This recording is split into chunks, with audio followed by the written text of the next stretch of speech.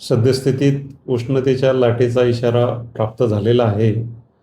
अशा प्रसंगी तापमान 40 अंशाच्या वर गेल्यामुळे नागरिकांनी आवश्यक खबरदारी घ्यावी.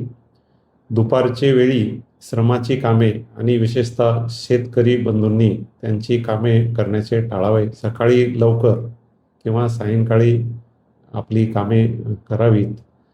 लक्षणं दिसल्याबरोबर कृपया आपल्या नजीकच्या प्राथमिक आरोग्य केंद्रामध्ये किंवा उपजिल्हा रुग्णालयामध्ये, जिल्हा रुग्णालयामध्ये तात्काळ उपचारासाठी उपस्थित राहावे.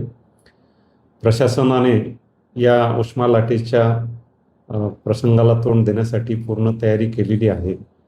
नागरिकांनी आवश्यक खबरदारी घ्यावी अशी विनंती आहे, आवाहन.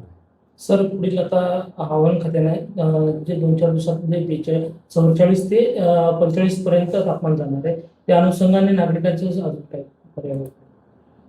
नागरिकांनी या कालावधीमध्ये बाहेर दुपारच्या वेळेस जाण्याचे टाळावे आणि उष्मा लाटेपासून बचाव करण्यासाठी थंड ठिकाणी राहावे.